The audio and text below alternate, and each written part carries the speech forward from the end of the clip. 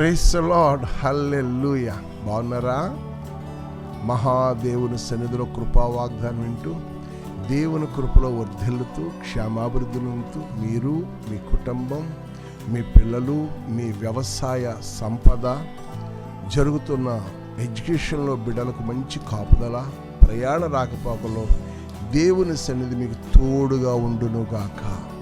ఈ దీవెన గ్రౌండ్ నుంచి ఈ లిటిల్ ఫ్లాక్ మినిస్ట్రీ ద్వారా అందిస్తున్న ఈ శుభాలను, ఈ వాగ్దానాలను మీరు విని ఆనందించి ఇంకనూ ఆత్మీయంగా వర్ధిల్లుతూ మీకు ఏ లోటున ప్రభువుని అడిగితే ఆయన ఇవ్వగల సమర్థుడు. మలాకీ ప్రవచన గ్రంథం 3వ అధ్యాయము 10వ వచనం మధ్య భాగంలో అన్నాడు, నేను ఆకాశవాకండి విప్పి పట్ట జాల విస్తారమైన దీవెనలను కుమ్మరించాను.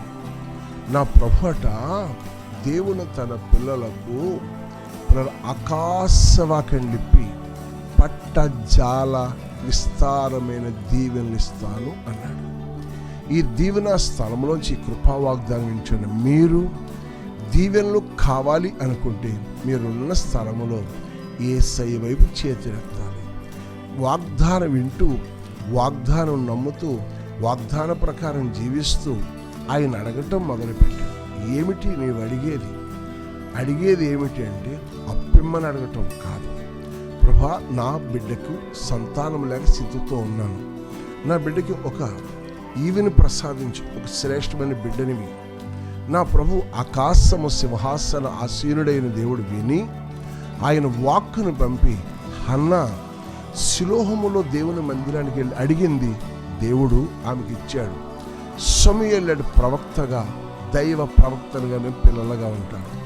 ఆకాశవాకం లిప్పి పట్ట జాల విస్తారణ దీవెన అంటే దాని అర్థం ఏంటో తెలుసా? దేవుడిచ్చే ప్రతి కుమారుడు ఒక యోహాను వలె, ఒక యేసుక్రీస్తు ప్రభుల వారి వలె, ఆమేన్, ఒక యేసేపు వలె, ఒక అబ్రహాము వలె, ఒక ఇస్సాకు వలె, పిల్లరా ఒక హన్నా వలె నీ బిడ్డలంత గొప్పవారు అవటానికి దేవుడు కృప దయచాడు. ఎందుకో తెలుసా? పైనున్న జ్ఞానంతో నింపబడే బిడ్డ. నెంబర్ 1, ఇంకా నువ్వేమడుగుతున్నావు?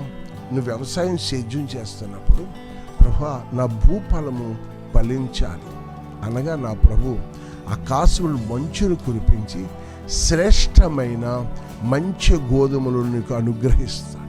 దేవునికి స్తోత్రం. 3వదిగా మనం చూసినట్లయితే ఈ డిసెంబర్, జనవరి మాసాల్లోకి మనం సమీపించేసాం కదా.